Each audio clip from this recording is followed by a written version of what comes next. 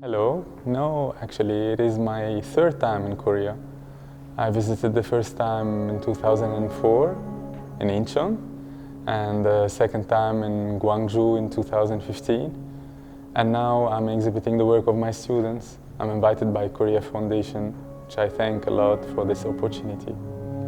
A visual synonym started as a project in class. My colleague and I were teaching a typography class, and we were asking students to create typefaces or fonts in Latin and Arabic, and then we asked them to create compositions with these fonts. So having a very rich Arabic heritage of calligraphy, we asked the students to use this heritage, and then they were inspired by the harmony, by the contrast, by the line space and everything. First thing to know about Arabic, it's written from right to left. It's coming from Phoenician alphabet, and the legend says, like, if you hold the chisel with one hand and the hammer with the second, it makes sense to write from right to left. So I ask all the people to look at these works as starting from right to left. Second thing about Arabic, it's a connective letter style. So the letters are connected as opposed to typography in Latin, where you have letter space. I want them as well to enjoy looking at these works. Maybe they don't need to spend too much time reading the explanation.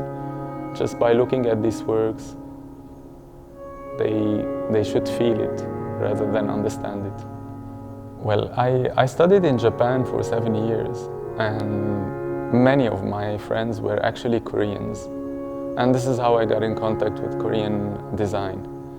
And I really love Korean design. But what I respect the most is the academic approach to exhibitions.